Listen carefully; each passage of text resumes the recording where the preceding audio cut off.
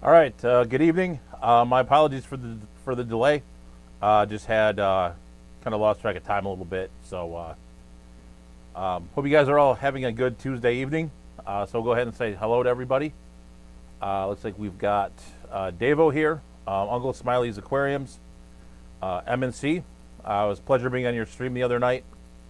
Um, let me see. Empire of Dirt Aquatics, Jeff Kane.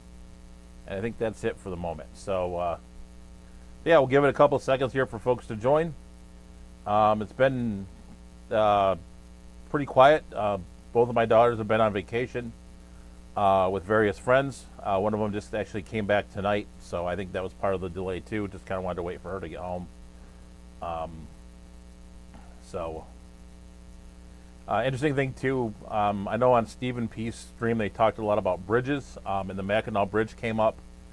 Actually, my daughters both kind of met, kind of crossed paths. One going north, one going south, basically at the Mackinac Bridge. So, kind of a little interesting side note for there. I thought it was kind of funny, kind of ironic, I guess. Um, so, speaking of that, Stephen P's here. Welcome. So, yes, I think we got a fair number of folks here. So we'll go ahead and we'll start with the topic. I figured the summertime actually is a pretty good time to talk about kind of summer burnout with aquariums. Um, I think a lot of people, especially in the north, it's kind of a time where people kind of get burned out a little bit. The weather's nice. There's more things to do outside. And I'm curious for those of you that live in the south, do you experience the same sort of like summer aquarium burnout? Or does it happen more, say, like in the winterish time because the weather's a little bit better where you are, kind of more comfortable? Kind of curious about that. But up here in Michigan, the weather just sort of, yeah, when the weather gets nice, I think people kind of shut down with their aquariums and really just don't do a lot. I know for me, a lot of that time kind of gets spent like golfing a little bit. Golf kind of takes up some of that aquarium time. Have to plan that out a little bit. But whatever it is, if you go camping, it's vacation season too for a lot of people. So if you want to go, a lot of people here go up north. So a lot of that too. So it kind of dampers a lot of people's fish keeping hobby. And you can see that like in your YouTube analytics too. Like this time of year, it gets very, subscribers go down, views go down, watch time goes down, all that YouTube metric stuff kind of takes a hit a little bit. But yeah, it's kind of one of those. Um, so Steven says it's just too hot down here. Okay. So like I was kind of curious because like it's a different climate than like say up here. Like, in the winter, like everyone wants to do stuff with their aquariums because it's 20 degrees outside and no one wants to be outside to do anything anyway. So, it's kind of like full steam ahead on your aquariums, and then it's and then once it gets warm, everyone kind of takes the pedal off the gas a little bit. I think there's a couple things for me too personally, like where I kind of get, I wouldn't say like burned out of aquariums, but it sort of changes the way I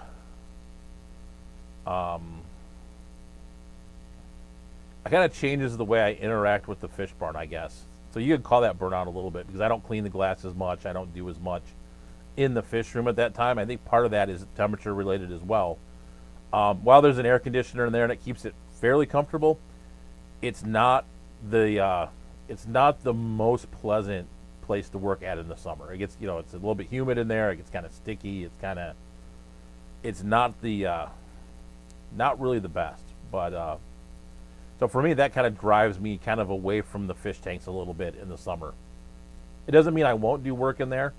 It just kind of diminishes it somewhat. Like I don't go with the same vigor, like say when it's 90 degrees out, than say if it was 70. Like, I mean, one of the best times to work in the fish barn is in the winter because it's cooler, it's less humid in there, and yeah, it's just a lot of fun. It's just more pleasant. But the problem in the winter is I do a lot of, like, if I was doing like a real project, like with wood and things like that, then you run into, depending what month it is, you're kind of cut off from doing a lot of the big projects because you don't have outside. Like, I'm not gonna go out and start cutting wood out in the garage when it's like 20 degrees out. Like, it's just not gonna happen. So,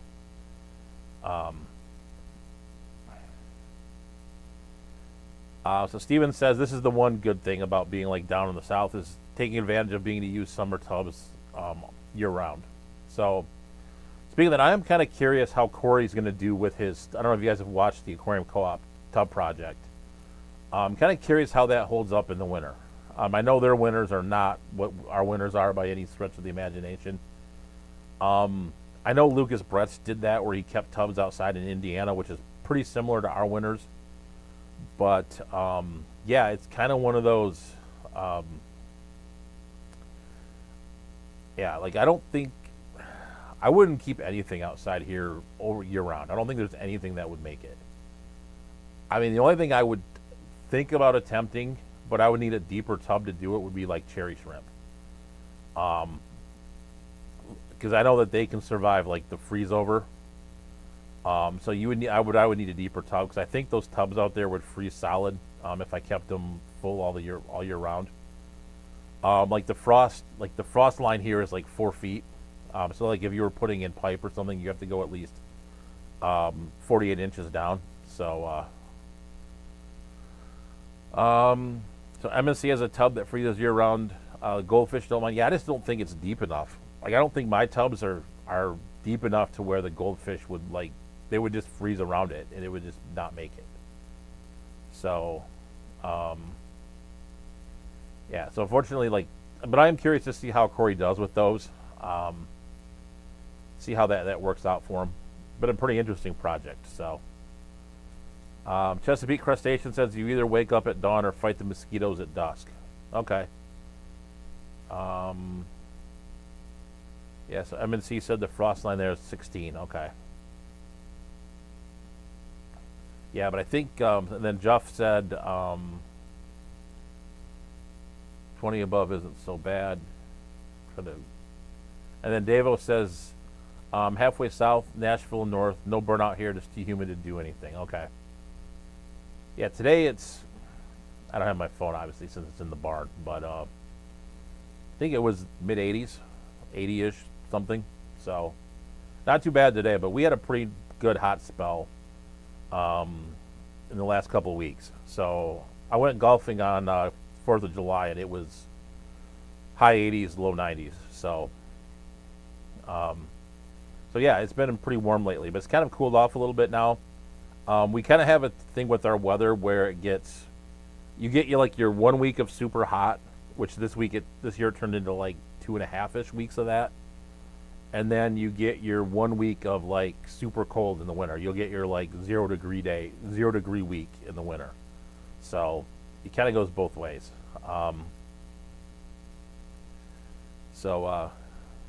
Yeah, I know LRB had heaters and like, I could imagine the electric bill for that would be something astronomical, which I'm not willing to do. So, so MNC said he's used floating pond heaters in the past and it's done okay. Okay. But yeah, kind of going back to the topic a little bit. Yeah, a couple of the other things for me personally, there's not really a lot of fish events. Like the Fish Club doesn't meet in July. You know, there's not really a whole lot of swaps and auctions and things. I think there's a handful. Like, I think there's maybe like one in Ohio maybe. But you know, kind of really not a whole lot. So, kind of, you know, since there's no meeting, there's really nothing to like lock you into the fish stuff. So you kind of let it go a little bit. Which in some ways is kind of nice too, to have a break from the Fish Club, have a break from the meeting, and have like a little break. You know, and our club doesn't really do a picnic in July or anything. A lot of clubs will do that. We have one in August that's kind of like a supplement to go along with like our July or our August meeting.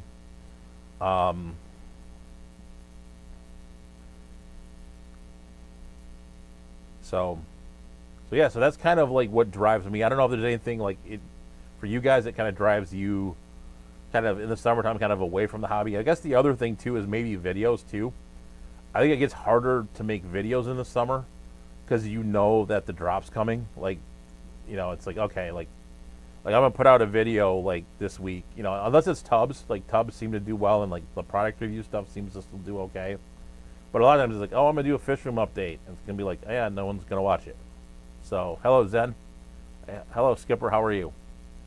So it'll be interesting to see, again, you kind of wait till like middle of August, it kind of starts to pick up again, and then fish stores will see that too.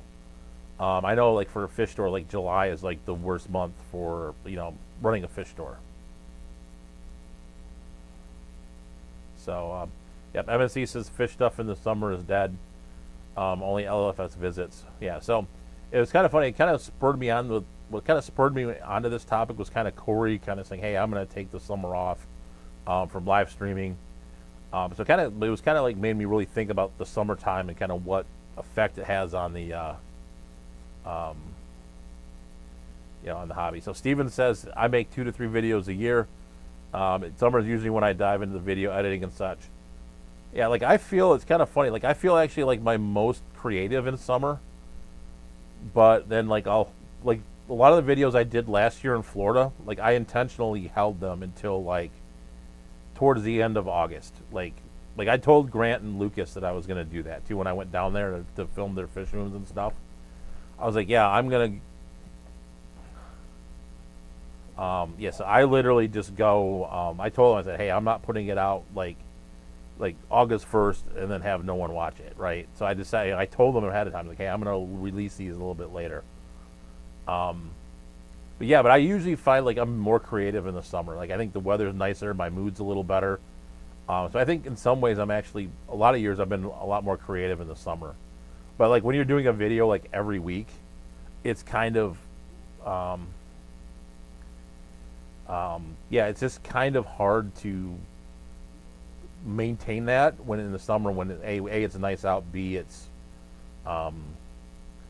hard when you know that the viewership isn't what it would be like in the other months.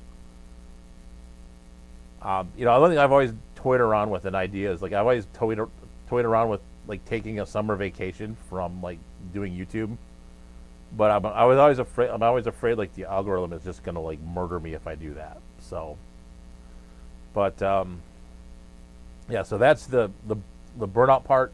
And then I kind of came up with some notes too on like how to prevent it or how to like address it basically. I mean, I think one of the things is you just accept that that's going to be how it's going to be. And like try to plan for that, and set up your fish room for the, when there's moments where, you're not going to be as interested in, your fish. Like for example, when my daughter did volleyball, right? When it was volleyball season, like I knew that my time in the fish room was going to just be very limited. I just knew that. I accepted that and kind of planned, both towards the end of it, I got good at doing videos ahead of time too, which I've continued to do. And also like just accepted the fact that, hey, I'm not going to spend a lot of time in my fish room cleaning glass, doing a lot of the stuff other than like maintenance or if there was an emergency, right? Like it's going to be go on their feed, check out everything to see if it's okay, and then kind of move on, right? So, if you plan for it and kind of, give yourself like, some time to, kind of, I guess just expect it and you just know what's coming, know yourself, know how you're going to be. And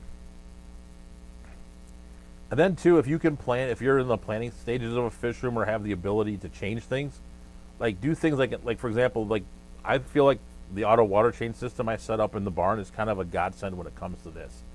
Like I know that I can just let my fish room be, and the fish barn was kind of designed to run in spite of me, basically run in spite of myself, basically. So it was designed to basically, between having the plants for extra filtration, the auto water change, it was basically built that the fish can survive with minimal intervention by myself.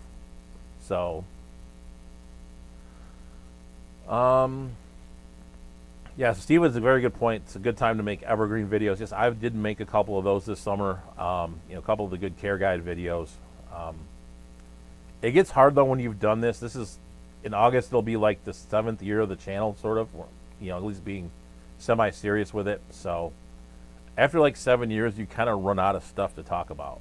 Like, I'm kind of struggling YouTube-wise right now to be like, hey, I need something to talk about. Like, okay, it's like I filmed my fish room 16 times now. It's like, oh, let's go talk about it again. So it's kind of hard to, it's like, now I'm like almost like rehashing some of the things. And so it's hard to come up with new things. Like, I think I've beaten like live bearer care guides to death at this point. We're doing stuff that like, nobody has, right? Like the Molly guppies and all those, I've done those. I did the swordtail one twice, just because I figured I could do it with, as I had improved like the cameras and all that stuff. Figured I'd try it again. But yeah, that's definitely a good. And then MNC said he's been doing a fish room tour, kind of short but still a video. Yeah, I mean, I think a lot of people, a lot of this channel has grown on the videos, and that's still, with this channel, it's still like the heart of what this channel is the videos. Everything else, like the shorts and live streams, are kind of supplemental to that. So, I am going to go ahead and give some memberships right now. I think I can still do that. I think I still got, yep. So I'll give 5 folks some memberships. I think one of the, I found a thread today on the Aquarium Co-op forum that I had forgotten to respond to. But I think one of the main things is to actually go ahead and check out the talk that's on there that I did on G'dayids. That's a really good, I think that's one of the best things you can get from the channel memberships for this channel, is the is seeing the talk. So so we've got Skipper's got one, Lush and Salty Aquariums, who's been around for quite a while. Candy Overhauls, who's definitely awesome. Whip's got one, and then Lisa Sparkman has got one as well. So so we kind of unearthed some lurkers maybe. So so MNC is doing a remodel, and hopefully we'll get it on video soon.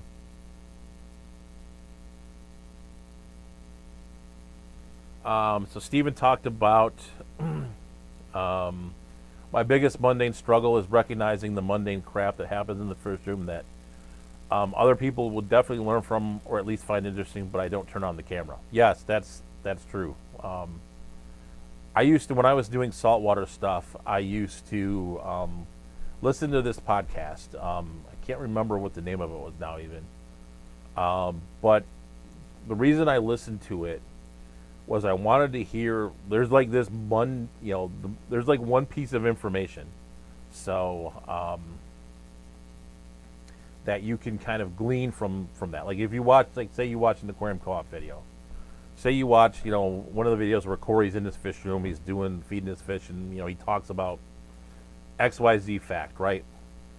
And that XYZ fact is something that you can use in your fish room. That's part of like the magic of like doing content creation and listening to that, because there's like one nugget of information. It could be something mundane. Like it was the one thing I gleaned from that old saltwater podcast was the twisty. I don't have any here, but they're like the thicker like twisty ties that you can buy to like tie stuff up with. I'll show you some in the barn if I remember. But like literally that, like just, hey, knowing that those things are out there, like for example, like the video that Corey just came out with the which I thought was kind of neat, where he took like the rigid airline tubing, heated it up with a heat gun. You could do this on your grill or your stove too. Heated it up with the heat gun and made like a little 90-degree elbow out of it. Kind of little stuff like that. As mundane as that thing as that is, it's something that could help someone in a pinch, right? Like, hey, I have this airline tubing and I need to do XYZ with it, and I can't go to the store because it's Christmas. So like, hey, I watched this video from Corey and he heated it up on the stove, and then he bent it and it all worked out. So so looks like we got some more folks here. We got the Koi Pit was here. Let me see if I missed anyone else. Overly Overstocked Oscars was here as well.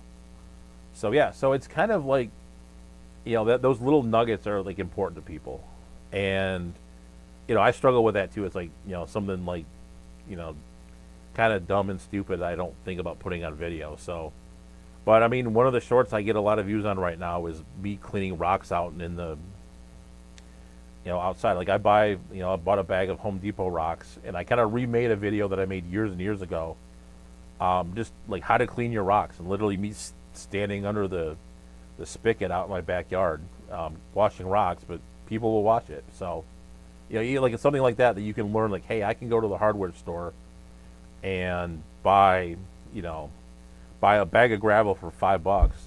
Just have to clean it thoroughly and then take it. That's a nugget like that. My entire fish room is filled with that gravel. I mean, I could probably if I ever tore down the fish barn, I could probably re-landscape the yard with all that gravel that I have in there. So, so with that, I think we're going to go ahead here and get the game going. So just give me 1 second to flip all the screens around and all that kind of happy, fun stuff. But we'll do the game. Hello there to the Sleeper Barbecue. Welcome. So just give me 1 moment to flip all my screens around. So you guys should still see me. And be right here. All right. So, so the game here we're going to play is called Are They Basic? It's my daughter's basically view on keeping fish. So it's basically like, she will, let me flip the screen here. She'll basically rank the fish from 1 to 10 on how basic she thinks they are. 1 being basic, 10 being very cool. So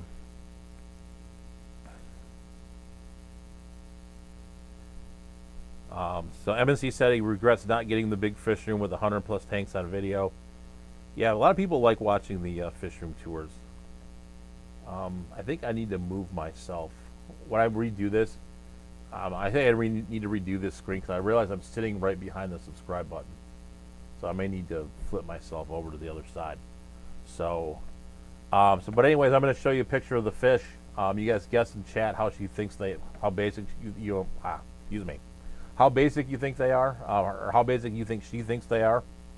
I think it's kind of a good view on how like a non-fish keeper views the aquarium fish we keep.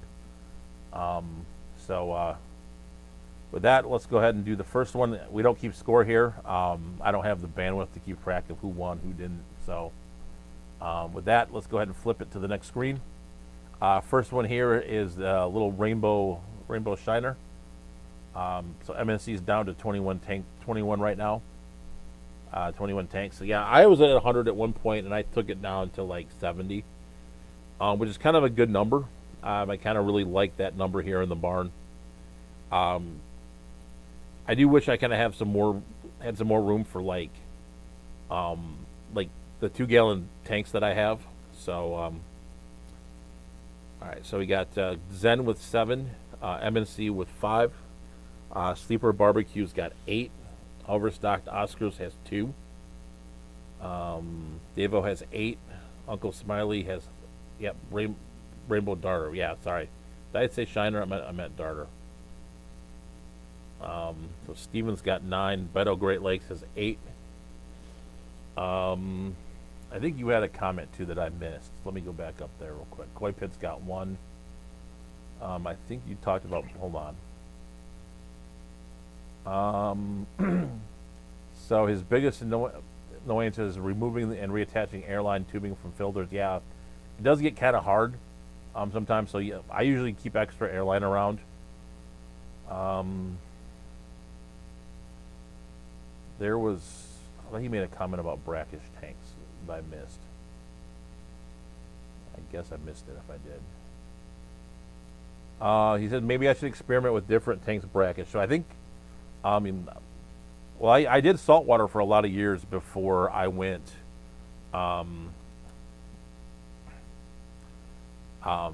before I went into freshwater. So I did saltwater first. Like I had a 180-gallon reef tank I bred clownfish for a while. Kind of did a lot of saltwater stuff. So I've kind of been there and done that one. I could do brackish. It seems like brackish is always kind of like it's. I don't know. It's kind of like decaffeinated coffee, where it's like you're not caffeinated. Like you're not fully caffeinated, so you're kind of like faking salt water, I guess, in a weird way. But anyway, so yeah, so I think everyone's kind of guessed on the fish. So we'll go ahead and we'll flip this one. This one was 7 out of 10, which I don't think anyone had. Did anyone have 7? Yeah, Zen had 7. So Zen's pretty good at this game. So hello, Apple Gal. Welcome. So yeah, 7 out of 10 for the Rainbow Darter, which I was surprised by this one, actually. I thought she would rank this one lower. I thought she would rank it like, I thought she would give it like a 5. The diet saltwater. There you go. Yeah, like the salt. I learned a lot from the saltwater hobby, but it was just, I don't know. I got kind of tired of it. I didn't mean to do that, but let me check real quick. Yep. Okay. All right, that's the right fish. So we got the Endler here with kind of an interesting dorsal fin. So, yep. I don't have the bandwidth to keep track of people's points. Like I feel like when I do these streams, I need like 2 more monitors. For whatever reason, like I've got 2 here, and I feel like I need like 4. Like I need one to just throw chat on in the corner, and then another one. Like if I were to keep points, I need one with like an Excel file or something like that. Dirted tank. I don't know. Like I'm afraid of the dirted tank. Like not that I couldn't do it. It's just doesn't feel like something I want to mess with. Zen Ginger's got 9. Davo's got 10. MNC's got 8. Overly overstocked Oscars is 4. Applegal guessed 10, along with Sleeper Barbecue. Uncle Smiley's has 8, as well as Steven. And then Beto Great Lakes has got 7 as well. So yeah, I'll have to think about this because college is coming rapidly. I think she moves in either August 19th or 20th, so I'll have to talk to her about how we want to do this game going forward, because I don't think the youngest one has any interest in doing this, so we'll have to get that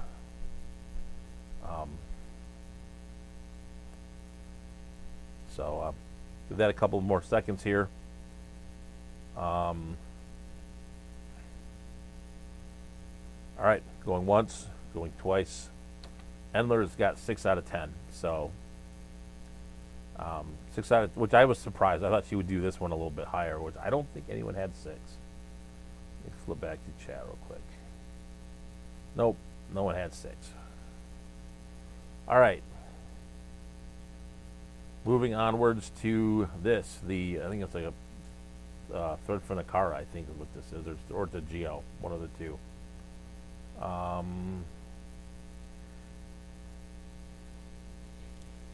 Yeah, no, it's not.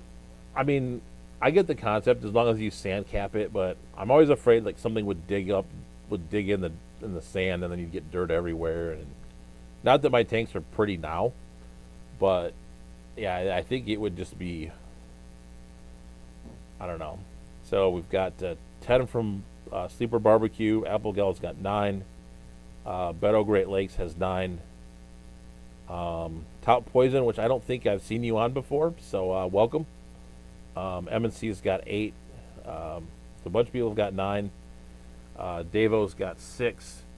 Uncle Smiley's got 8. Steven's got 10. Zen's got 10. Freshwater Fish List is says Geo Braziliensis. Okay, like sometimes when I pull these up, I don't look up the names. And there's one that's bothering me. One of the ones that'll come up in the next couple of slides is bothering me. Like I know the name of it, but I literally cannot pull it out of my brain. So I hope one of you will tell me what it is. Like I know what it's. I literally like it's on my brain of like what that fish is, and I just can't get it out of my brain. It's driving me kind of nuts, actually. So So yeah, so we'll give it a couple more seconds here on the Geo. All right, going once, going twice. Sold. 7 out of 10. So did anyone have 7?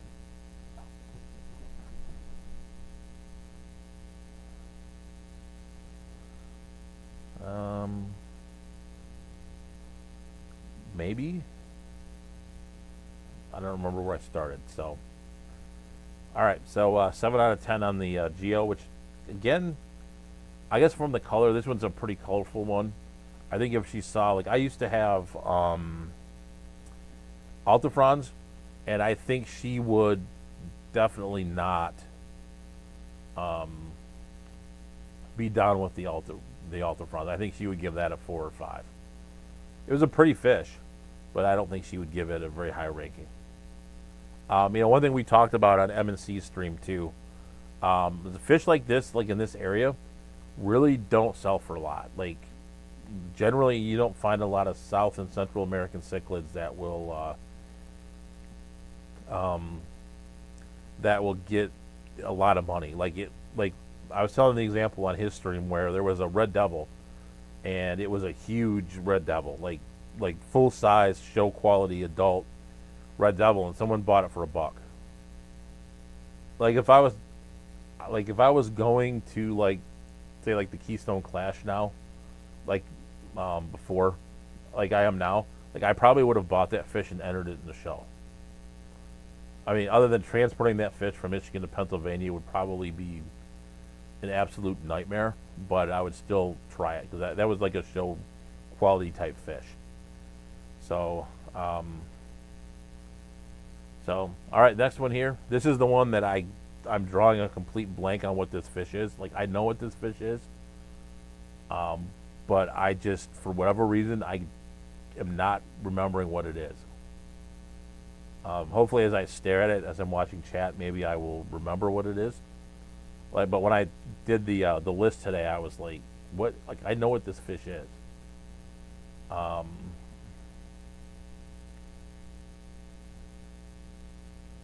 So, like, it's not an Akara, I don't think. It's something else, and I'm like the word Severum comes. I know it's not a Severum. It's like a Festivum. Thank you. I was like, thank you. Like, I was sitting there. Yeah, it's a Festivum. That's what it was. I'm like, I know the name of this. It's just like, I just couldn't be. Yeah, it's a Festivum. So, yeah, I think the flag cichlid has different markings than that. I think the Festivum is the one that's got the line that kind of goes through the eye almost. Yeah, like I was drawing a complete blank on that. I'm like, I know what this fish is, and so like as soon as someone said, I'm like, yeah, okay, like that's what it is. Yeah, but I just couldn't pull it out of my brain. So we've got 7. Steven's got 6. Uncle Smiley and Zen have 4. Beto Great Lakes has 6. Davo's got 3. Sleeper Guilds has got 7. Yeah, they're not around that much. I don't think you're gonna find them. I remember they used to be around a lot when I was younger, but I don't think they're around that much anymore. Oh, I mean, that could be too. I mean,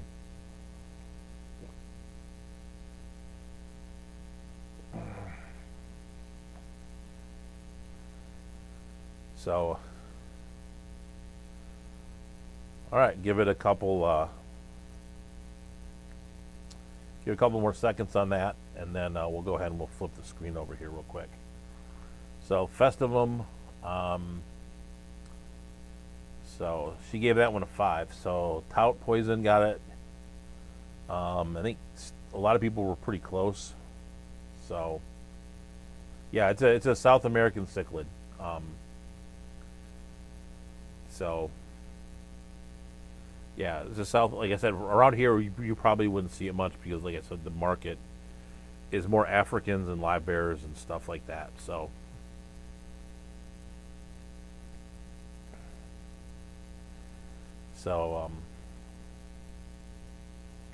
Yeah, so they're a top roaming cichlid, cool fish, but feisty. Like, I've never kept it, so it's kind of like a scrunched down angelfish in a way. Like as I look at it more, like especially like um, the front vintage on it. It's not the anal fin, but like the God, I'm like really losing it. But like the front fins look like an angelfish, but it's like kind of scrunched down a little bit. So last one up here, kind of a wildish type molly. So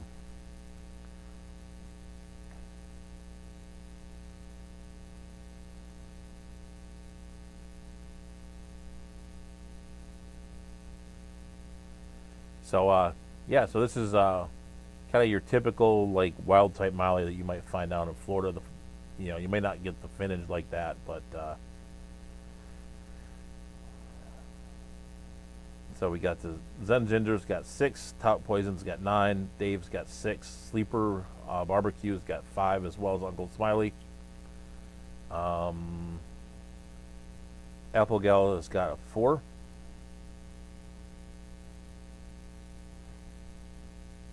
Yeah, it's a kind of a camouflage, kind of like a. I think I saw somewhere today. Yeah, I don't know if I think it was on Fish Cord where someone had like they were looking at like the melanistic gambusia, so it kind of looks like the melanistic gambusia but in like a molly form. I've had those melanistic gambusia before. They're pretty cool. Um, what I would keep again for whatever reason I can't breed gambusia even though they're like rabbits basically, but I can't breed them for some reason. So that's one I got to add to my list of live bears to breed.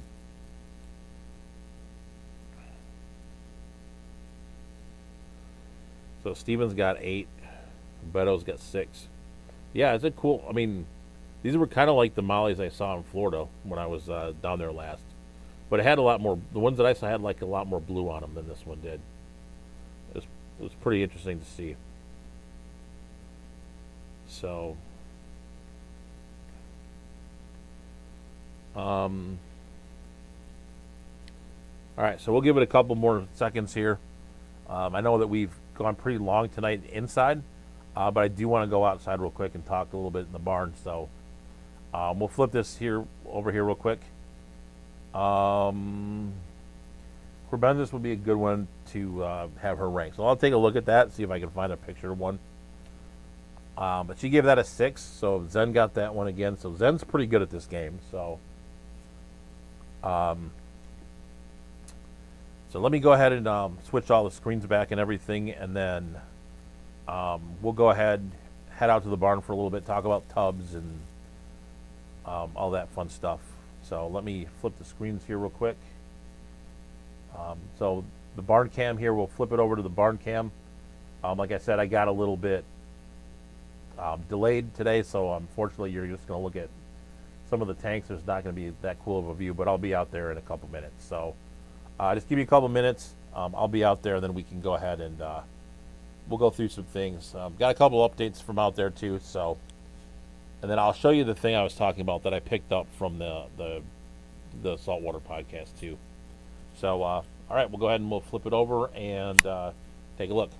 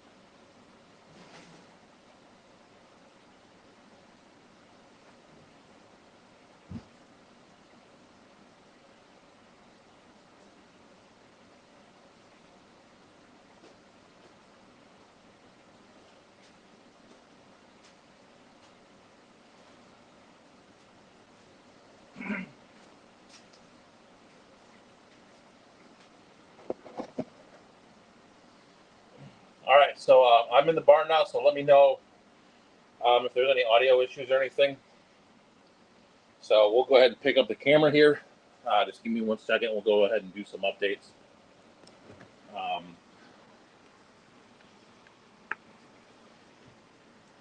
I have noticed, though, one thing I've kind of noticed here in the last coming out here tonight, it's kind of you can tell that the seasons are starting to have less sun.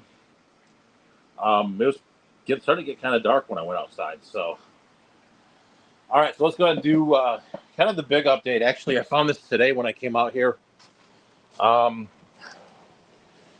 a bunch more Cory eggs. So I captured them, put them in some methylene blue. Unfortunately, kind of like from the first batch of Corys that's in here, didn't really have any survivors. There's 2 in here. One kind of hatched out from there from a kind of a mini batch a couple days ago, but there's really only a couple left in here. Kind of see them move a little bit, maybe. But I mean, I've been feeding them the magic small fish feed, and they seem to do okay. Actually, when I fed earlier, I didn't feed them, so let me do that real quick. Give them a little bit of food. But I'll have to do a little bit of a water change on this, just to kind of. So, a little bit of magic small fish feed in here. So, one thing I've been doing, I didn't think I'd use this a lot. There's going to be a video coming out on this, but I did put in the snail trap, and really does quite well. But oh, we got more Cory eggs. Look at right there. So there's more. Like these things have. So now that I've kind of taken all the snails out, these things have kind of been spawning like rabbits. So we'll catch some more eggs out of this, I guess. So since they're here, and we'll just put them in the thing. So yeah, they're tiny. So yes, yeah, the eggs, the fry are tiny. So let's go ahead and here look for, so you can see the eggs, like they're right there. So we're just going to take our little thing and just scoop them up in there. Take them over to our methylene blue bath, kind of just get them out.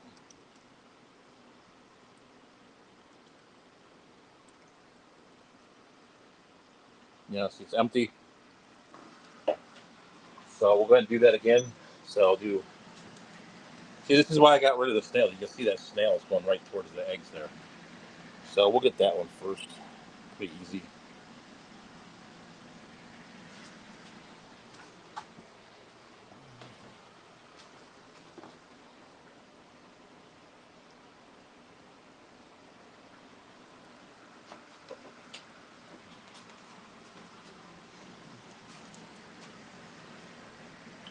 And one of the things too is that Corydoras are actually in our fish club are worth 15 points.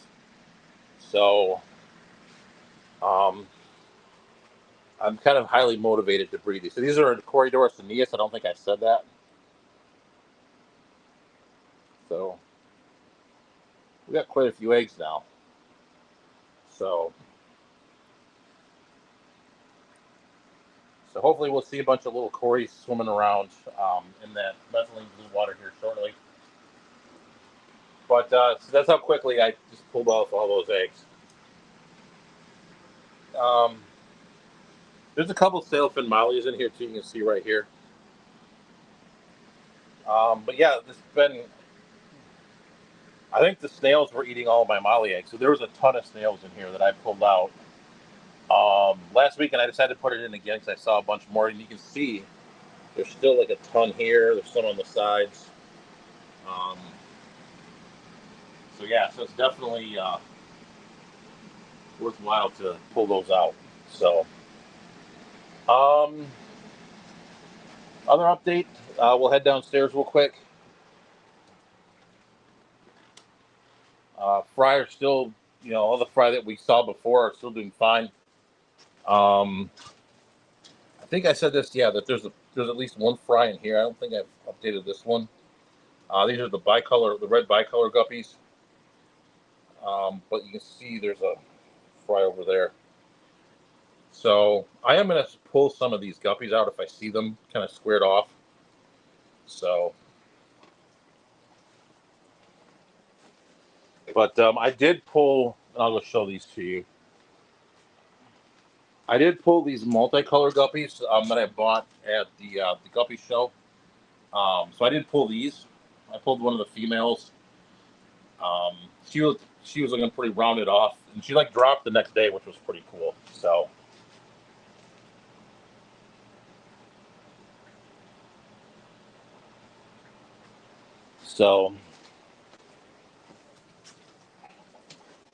yeah, so I put I'll show. They've been out. The fry been out more, so I had a pretty good drop of those actually, because those females aren't very big. So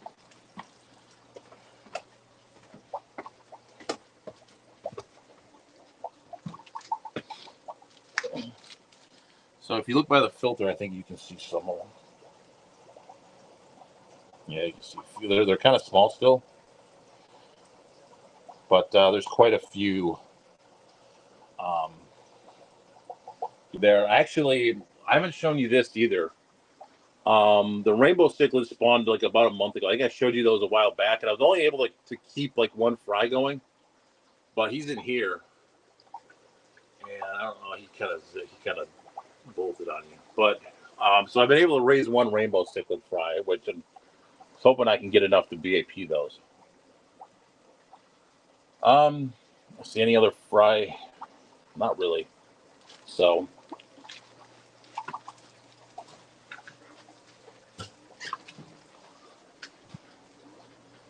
the only other thing I kind of done in here, kind of another video that's going to come out pretty soon, is and you're going to have a hard time kind of seeing it, but I did put in the new Aquarium co-op,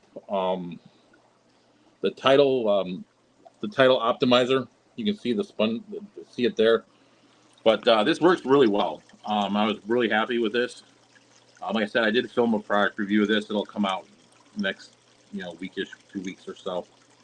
But really happy with that, and I'll probably be buying some more of those. I know the title that's in this one, it gets really clogged up a lot of times. Like I'll pull like you can see in here, like it gets all clogged up all the time. But yeah, that's one that I'm going to definitely put the optimizer on.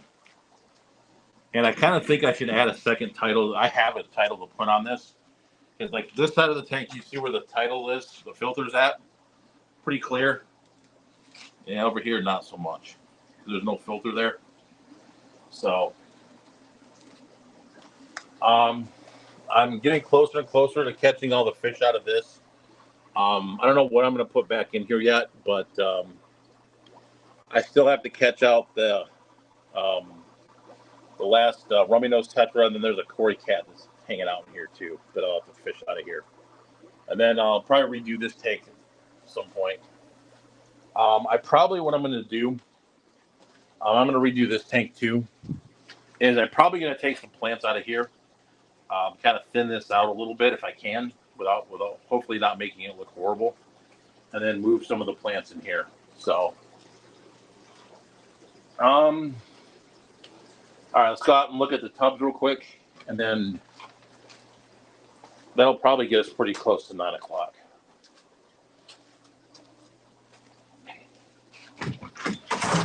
Like I said, it's getting a little bit darker out here than it had been like in June.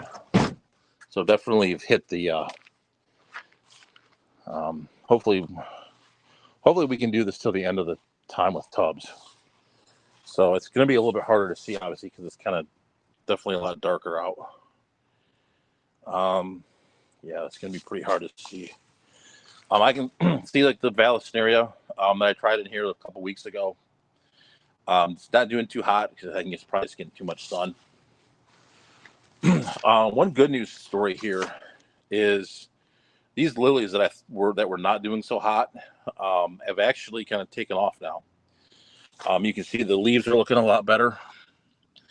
That's probably because there's fish in here and stuff like that. And then this one, you can see some of the little leaves there. And if there was more sun out here, you could see that there's even some more leaves kind of in the water that are kind of starting to sprout. Yeah. Water lettuce is doing fine. And then, like you can see in this tank, right? Like this tank gets a little bit more shade. You can see the plants are doing a little bit better in here. So we'll go ahead and look at the tubs on the other side real quick.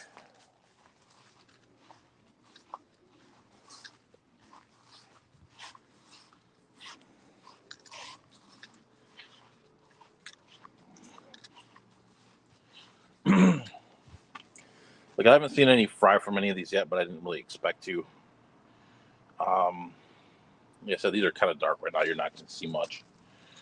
But one time I don't mind duckweed is in these tubs. You can see one of the platies. As I come to the top, and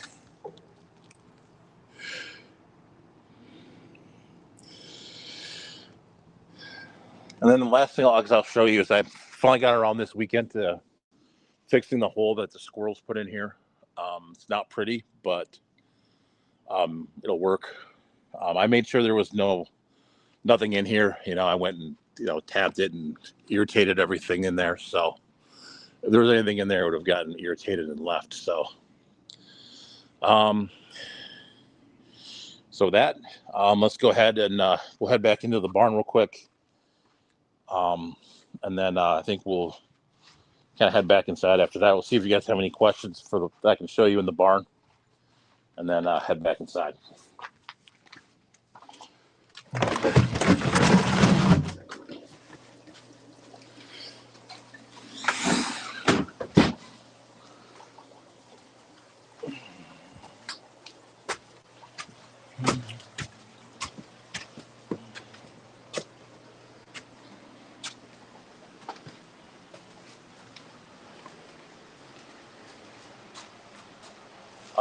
So Zen asked, is that a duckweed only tub?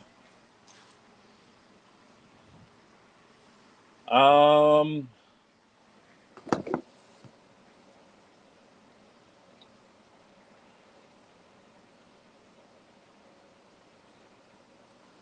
right, so Zen asked about, it's actually not a job because of the auto water change. Like it allows me a lot of flexibility.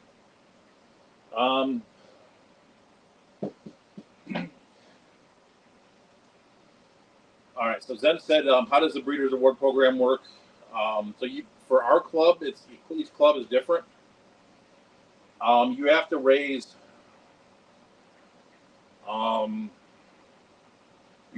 six fry. It used to be 10, and I got that rule changed.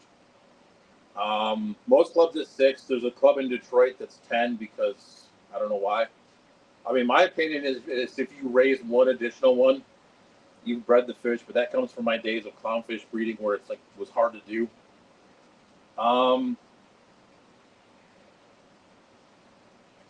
Yeah, so it's each species is ranked like class by class. So like class A is 5 points, class B is 10 points, C is 15, and D is 20. It should be on basically like how hard is the fish to breed. If you watched MNC stream last week, I kind of went on my little complaint, which I've had with the club for quite a while, that our club, because they did it in like the 1970s, it's basically wrong. Like there's some fish on there that, like if I were to breed like yellow labs are 15 points. Where if you bred like an egg-laying fish, some of them are like 5 or 10. Like it's just misguided in terms of how it is. I tried to change it. The club did not want to change it. I'm not going to get too into that, but I did make an attempt to change it. But basically, if you have to raise 6 fish and they have to be 60 days old. So there's not a lot of tracking to it. Maybe we'll do a stream. Maybe as we get towards the fall, talking about like Breeders Award program and um, you know, some opinions I have and things like that. But we don't in our club. You don't have to sell the fish to get the points. A lot of clubs do that. I think kind of is not a bad thing. So with that, I think we're gonna go ahead. We'll head inside real quick, wrap some things up, and then we'll go from there. So thank you, Peplin, for being a member, and I think Zen did a member chat too. So thank you very much. So thank you for that. Um, yeah, you could feed goldfish the duckweed. Yeah, Zen, that's the duckweed. It's got duckweed, and then it's got guppy grass underneath it. I'll probably get as much of the duckweed out when I get to clean the tub out. But so yeah, so let's go ahead. We'll head back inside real quick, do a couple loose end things, and then I'll call it a night.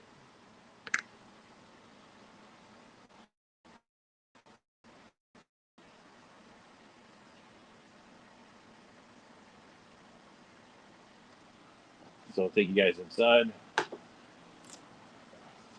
Oh, that was cool. We got more Corydorus eggs too. So I feel like I'm going to be scraping Corydorus eggs for quite a while now. They've been spawning pretty regularly now that I've gotten rid of the snails.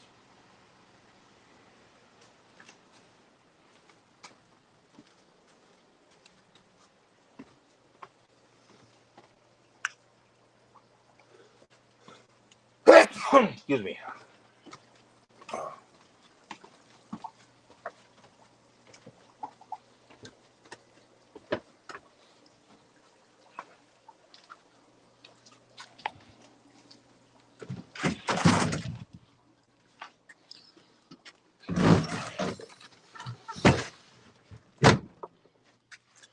All right, let's go.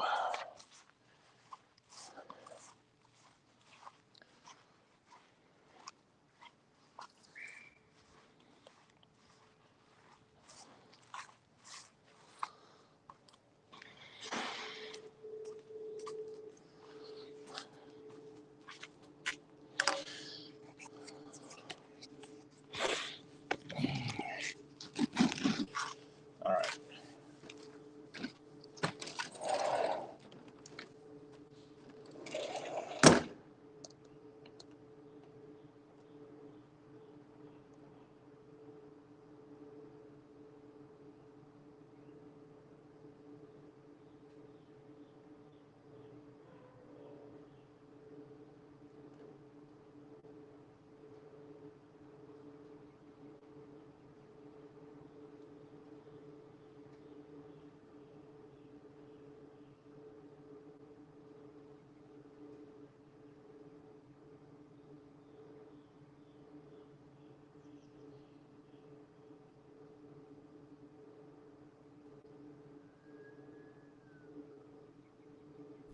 Yeah, so I did have a pretty big sneeze. I didn't mean to do that. So, do I have Limia nigra fasciata? I do not. Um, I I've had them before. Um, I have the Limia isli, which is similar. So, yeah, it's pretty quiet evening there. So it's pretty quiet for now. Yeah, so it's after 9 o'clock. So we'll go ahead and wrap it up here real quick. And so thank you guys for watching. Have a great night, and we'll go ahead and we'll return next week and do this all again. So have a great rest of your week, great weekend, and we'll see you on the flip side next week.